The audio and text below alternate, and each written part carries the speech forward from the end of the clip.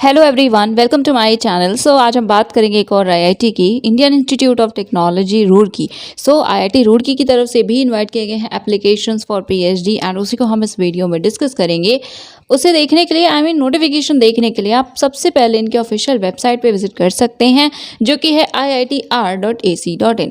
Okay, इसका link description में मिल जाएगा। सो इसके बाद आप मेन्यू टैब पे विजिट करिएगा, देखिएगा तो आपको ये मेन्यू टैब दिख जाएगा, राइट।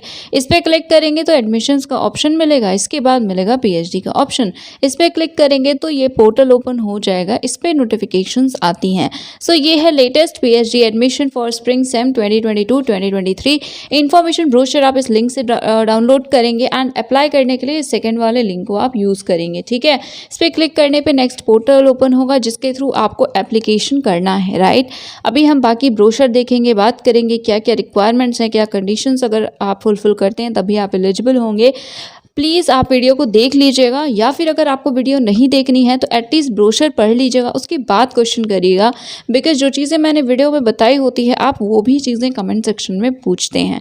एंड एक्चुअली होता ये है कि जैसे मैंने इतने सारे वीडियोज़ बनाए अलग अलग आईआईटी के, सो अगर मैंने कमेंट में रिप्लाई आपको किया और वो किसी और आईआईटी की इन्फॉर्मेशन हुई तो ऐसा हो सकता है, बिकॉज इतने जब आईआईटी के मैं वीडियो बना रही हूँ तो कन्फ्यूजन हो सकती है। तो इसलिए बेटर होगा आप उस पर्टिकुलर वीडियो को देख लीजिए, या फिर आप कोई इशू नहीं है डायरेक्टली आप ब्रोशर को देख लीजिए, इन्फॉर्मेशन आपको मिल जाएगी, ठीक है। सो यस, अब हम ओपन करते हैं ब्रोशर के पीडीएफ को। ओके, सो यस, ये है information brochure for PhD full time and part time program spring semester IIT Roorkee Uttarakhand. ये है टेबल ऑफ कंटेंट्स, इसमें आप इन्फॉर्मेशन देख सकते हैं कि क्या क्या हमें इस ब्रोशर में देखने को मिलेगा। सो ओवरव्यू मिलेगा, डिटेल्स मिलेंगे, कई सारे स्कॉलरशिप्स वगैरह यहाँ पे अवेलेबल हैं। देन इंपॉर्टेंट डेट्स, रिक्वायरमेंट्स क्या क्या हैं, categories etcetera etcetera. Okay, so introduction है, ओवरव्यू है, इन्हें हम स्किप करेंगे। Now details. तो देखिए, पीएचडी स्टूडेंट्स को यहाँ पे काफ़ी सारी अपॉर्चुनिटीज़ मिलती हैं, जैसे excellence in doctoral research award. So ये अलग अवार्ड है, यहाँ पे क्राइटेरिया आप देख सकते हैं कि क्या होता है। अच्छे रिसर्च वर्क के लिए बेसिकली ये मिलता है एंड अमाउंट होता है 2,50,000। ओके, सो ये सभी आप पढ़ सकते हैं, ये आपको काम करने पे मिलेगा, राइट।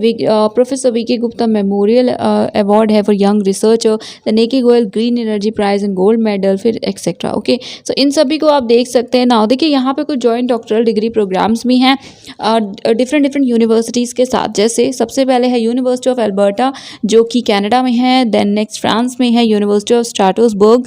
इसके बाद है AIT Thailand. Then next is NHTU, right. So ये सभी इनके साथ आप चाहें तो आप नहीं, यहाँ पे कुछ जॉइंट प्रोग्राम्स हैं, उसमें भी आप चाहें तो अप्लाई कर सकते हैं। ओके, सो नाउ फेलोशिप के लिए देखिए, अगर आप रिसर्च विजिट पे जा रहे हैं कहीं पे, तो भी आपकी फेलोशिप, अगर और कोई फंडिंग है उसके साथ में फेलोशिप भी कंटिन्यू रहेगी।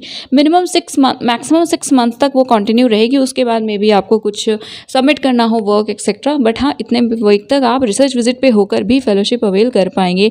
पीएमआरएफ आपको पता है आईआईटीज़ में रहता है। Then admission to international candidates and now dates. So देखिए, एप्लीकेशंस ऑलरेडी स्टार्ट हो चुकी हैं एंड लास्ट डेट है 18 अक्टूबर। सो 18 अक्टूबर 5 बजे तक आप अप्लाई कर सकते हैं।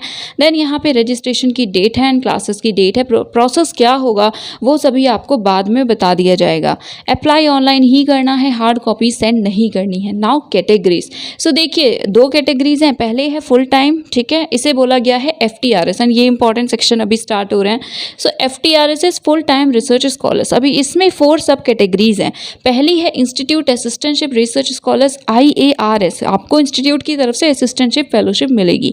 सेकंड है EFRS, ओके, एक्सटर्नली फंडेड, तो आप रिसर्च करेंगे बट आपको फंड कोई और ऑर्गेनाइजेशन या एक्सटर्नल सोर्स करेगा। इसमें भी 3 है, आपके पास फेलोशिप हो सकती है, आप फॉरेन नेशनल से या प्रोजेक्ट फंडेड हो सकते हैं। नेक्स्ट इज ISERS, इसमें आप एक्सटर्नल रिसर्च स्कॉलर होंगे बट इन सर्विस होंगे, ठीक है, इसे एक्सप्लेन अभी किया गया है। So ISERS, right. Next is Shakuntala scheme है actually. So it is a scheme for aspirants of knowledge under talent advancement fellowship. ये फीमेल कैंडिडेट्स के लिए स्पेशल स्कीम है, क्राइटेरिया वगैरह अभी हम देखेंगे। ओके, समझ गए आप। ये सभी फुल टाइम रिसर्च स्कॉलर्स होंगे, बस कुछ ऐसे हैं जिन्हें स्पॉन्सर कोई और ऑर्गेनाइजेशन करेगा, ठीक है। इसके बाद है PTRS। PTRS is part time research scholar, part time PhD आप करेंगे, कहीं और एम्प्लॉयड हैं बट PhD में भी आप एनरोल रहेंगे। ओके, इसमें दो है, एक है इन सर्विस में internal scholar, in service external scholars. Okay, so short form है PISIRS ISERS। Okay, next is in service कुछ स्पेशल एक्सटर्नल रिसर्च स्कॉलर्स होंगे, 175 फेलोशिप्स यहाँ अवेलेबल हैं। कंडीशंस अभी हम देखेंगे अगर बताई गई होंगी। Now PhD admission requirements, that is eligibility criteria. यहाँ पे देखिए, सबसे पहले आप देख सकते हैं, अगर आप एडमिशन लेना चाहते हैं PhD में, मास्टर्स डिग्री होनी चाहिए CGPA 6 या 60% मार्क्स के साथ। This is for general EWS and OBC category candidates. For SC ST and PWD candidates there will be a relaxation of 5 points और 55% मार्क्स। सो बेसिकली 55% मार्क्स हैं या 5.5 CGPA है तो आप एलिजिबल होंगे। ठीक है, नेक्स्ट है, अगर PG डिग्री है बेसिक साइंसेज में या ग्रेजुएशन पोस्ट ग्रेजुएशन डिग्री है, प्रोफेशनल कोर्स है, एंड उसमें जो आपका सिलेक्शन है उस कोर्स में वो हुआ था या तो नेट गेट के बेसिस पे या फिर नेशनल लेवल एग्जाम के थ्रू, तो आप एलिजिबल हैं। ठीक है, नेक्स्ट यहाँ पे सेकंड है कि आप अगर CFTI से हैं या CFTI से नहीं हैं। सो CFTI से नहीं है अगर, तो उस केस में क्या होगा कि देखिए, रिक्वायरमेंट यहाँ पे है कि आपके पास गेट GPAT या नेट स्कोर, साथ में 7.5 CGPA या 75% मार्क्स आपके होने चाहिए BTech BR B फार्मा में। Okay, so basically this is for direct PhD। Next, अगर आपने ग्रेजुएशन किया है CFTI से एंड आप अप्लाई कर रहे हैं तो गेट की रिक्वायरमेंट नहीं है, 7 CGPA है तो आप अप्लाई कर सकते हैं। इस पर्टिकुलर पॉइंट में यही लिखा हुआ है। ठीक है, नेक्स्ट यहाँ पे है कि CGPA या जो परसेंटेज होगा एग्रीगेट में, सो क्या आपको मिला हुआ है मार्क्स परसेंटेज, ये सारी बातें हैं, तो इसको देख सकते हैं। देखिए, नेक्स्ट जो कैटेगरीज हैं ISERS ISIRS या ISERS, तो आई थिंक ये सभी इन सर्विस कैंडिडेट्स के लिए है।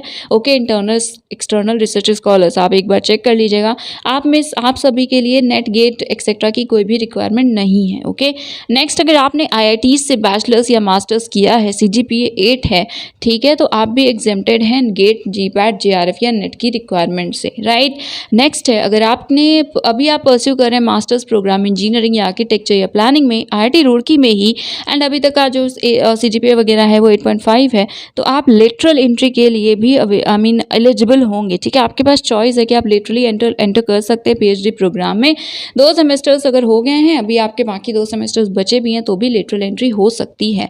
नेक्स्ट, अगर आपने BBS BDS डिग्री ली हुई है किसी भी इंडियन यूनिवर्सिटी इंस्टीट्यूशन से 6 CGPA या 60% मार्क्स के साथ, तो आप एलिजिबल हैं। ऑल्सो आप एग्जेम्प्टेड हैं गेट नेट JRF एक्सेट्रा की रिक्वायरमेंट से। नेक्स्ट, अगर आपने MS या MD किया हुआ है किसी इंडियन यूनिवर्सिटी या इंस्टीट्यूशन से, तो आप भी एग्जेम्प्टेड हैं। आपके पास चाहे कितने भी परसेंटेज मार्क्स हों या आपके पास गेट नेट कुछ भी ना हो, तो भी आप एलिजिबल हैं। सो मिनिमम मार्क्स का कोई क्राइटेरिया इनके लिए नहीं होगा फॉलो। नेक्स्ट, अगर मेडिसिन डिग्री है ओवरसीज यूनिवर्सिटी या इंस्टीट्यूट से एंड आपने क्वालिफाई किया है फॉरेन मेडिकल ग्रेजुएट एग्जाम, तो आप एलिजिबल हैं। नेक्स्ट, OCI हैं आप या PIO स्टेटस है एंड आप भी अप्लाई कर सकते हैं जनरल कैटेगरी में। देन मिनिमम क्राइटेरिया फुलफिल करते हो एडमिशन की डेट तक, तभी आप अप्लाई कर पाएंगे। ओके, नेक्स्ट नोट पे कुछ पॉइंट्स हैं। सो EWS OBC NC है तो 31 मार्च 2022 के बाद आपके पास सर्टिफिकेट होना चाहिए। नेक्स्ट, ये जो स्कीम है फॉर एस्पिरेंट्स ऑफ नॉलेज, तो बेसिकली ये फीमेल कैंडिडेट्स के लिए, फीमेल्स के लिए है। अगर BTech BE BR या BDisc डिग्री है आपके पास किसी भी CFTI से एंड मार्क्स 8.5 या उससे ज़्यादा CGPA है आपके, ठीक है, तो आप एलिजिबल हैं, बिना गेट नेट एक्सेट्रा के आप अप्लाई कर सकती हैं। ओके, सो आई थिंक अगर आप नहीं हैं बट आप जानते हो किसी को जो इन कंडीशंस को फुलफिल करते हो, तो do share this. Okay, because I think share करना चाहिए। ठीक है, उन्हें पता होना चाहिए कि उनके पास ये अच्छी अपॉर्चुनिटी है। नेक्स्ट है जो नेक्स्ट कैटेगरीज हैं, जैसे in service external research scholar and part time scholars के लिए, तो उनके लिए यहाँ पे पॉइंट्स है कि देखिए, आप रजिस्ट्रेशन जब ले रहे हो तो आपके पास एटलीस्ट 2 ईयर्स का एक्सपीरियंस होना चाहिए किसी भी गवर्नमेंट या PSU एक्सेट्रा में। ठीक है, यहाँ पे ऑप्शंस लिखे हुए हैं। राइट, एंड लिखा हुआ है कि आप उनका annual turnover at least more than 20 crore होना चाहिए एंड आपके पास परमिशन होना चाहिए, क्योंकि कोर्स वर्क आपको करना ही होता है, तो उसके लिए जो लीव है उसकी प्रॉपर परमिशन होनी चाहिए। ठीक है, नेक्स्ट है कि अगर आपका जो इंस्टीट्यूट है, जहाँ ऑर्गेनाइजेशन है, वो इस institute that is IIT Roorkee के 100 किलोमीटर्स विद इन के रेडियस में है, तो लीव की जो रिक्वायरमेंट है वो ज़रूरी नहीं है, वो वेव्ड ऑफ है। ठीक है, नेक्स्ट है कि PISIRS कैटेगरी के जो कैंडिडेट्स हैं वो रेगुलर एम्प्लॉयज़ होने चाहिए अपने इंस्टीट्यूट के। बाकी पॉइंट्स नोट वगैरह के जो हैं वो देख लीजिएगा। नेक्स्ट, ये लास्ट कैटेगरी है जो in service special external research scholars की 175 फेलोशिप, तो ये क्या है? देखिए, ये फुल टाइम PhD प्रोग्राम है ये ओपन है फैकल्टी मेंबर्स, साइंटिस्ट, इंजीनियर्स के लिए जो AICTE या UGC रिकॉग्नाइज्ड एकेडमिक इंस्टीट्यूशंस या गवर्नमेंट फंडेड ऑर्गेनाइजेशंस में वर्क कर रहे हैं। ओके एंड बाकी यहाँ पे है सभी एकेडमिक ऑर्गेनाइजेशंस जो है वो लोकेटेड हो या तो उत्तराखंड में या IIT रुड़की के 200 किलोमीटर रेडियस के अंडर हो, यूपी, हरियाणा, पंजाब, हिमाचल प्रदेश या यूटी में। सो यस ये कुछ बेसिक पॉइंट्स है, बाकी आप एक बार इसको भी देख लीजिएगा, ठीक है। क्राइटेरिया क्या है, 60% मार्क्स का क्राइटेरिया है, बाकी 5% रिलैक्सेशन है SC/ST PWD के लिए। नेट JRF की रिक्वायरमेंट नहीं है, उस रजिस्ट्रेशन को एटलीस्ट 2 ईयर्स हो गया। सो बेसिकली सपोज आप कहीं और रजिस्टर्ड हैं, आप समझ गए होंगे, अदरवाइज आप एक बार इसको पढ़ लीजिएगा। एंड बाकी यहाँ पे एक इंस्टीट्यूशन से एट मैक्सिमम सिर्फ 2 रजिस्ट्रेशन हो सकते हैं, 2 कैंडिडेट्स रजिस्ट्रेशन करवा सकते हैं, ठीक है। NOC वगैरह सबमिट करनी होगी और फेलोशिप तो आपको पता है ये उतनी ही होगी जितनी QIP प्रोग्राम के अंडर मिलती है, राइट। नाउ नेक्स्ट यहाँ क्वालिफिकेशंस डिपार्टमेंट वाइज मेंशन की गई हैं। सो रुड़की कैंपस में आर्किटेक्चर प्लानिंग के लिए अगर अप्लाई कर रहे हैं तो बैचलर्स डिग्री है आर्किटेक्चर या प्लानिंग में, उसके बाद आपके पास मास्टर्स डिग्री हो किसी स्पेशलाइजेशन में, ठीक है। सो बैचलर्स मास्टर्स, देन बैचलर्स है सिविल में, उसके बाद मास्टर्स है किसी भी स्पेशलाइजेशन में प्लानिंग के तो आप एलिजिबल हैं, या बी प्लानिंग किया हुआ है तो आप एलिजिबल हैं। नेक्स्ट डिपार्टमेंट ऑफ BSB, तो इसी तरह से सभी डिपार्टमेंट्स के बारे में मेंशन की गई है इन्फॉर्मेशन स्पेसिफिक, ओके। सो जिस भी डिपार्टमेंट के लिए आप अप्लाई कर रहे हैं उसके लिए आप यहाँ पे देख सकते हैं criteria. But yes actually department wise यहाँ पे सीट मैट्रिक्स वगैरह अभी तक नहीं बताया गया है, तो हम ये भी देख लेते हैं कि किस किस डिपार्टमेंट में आप यहाँ पे अप्लाई कर सकते हैं। So first of all architecture and planning available है, इसके बाद है BSB bioscience and bio engineering, next department of civil engineering, then chemical engineering, then department of chemistry, next computer science and engineering, design, electronics and communication, earthquake engineering, earth sciences, electrical engineering, humanities and social sciences, hydrology, hydro and renewable energy, then management studies, mathematics, mechanical and industrial engineering, metallurgical and materials, then physics, then water resources development and management, then transportation, after that institute instrumentation center, then disaster management and management.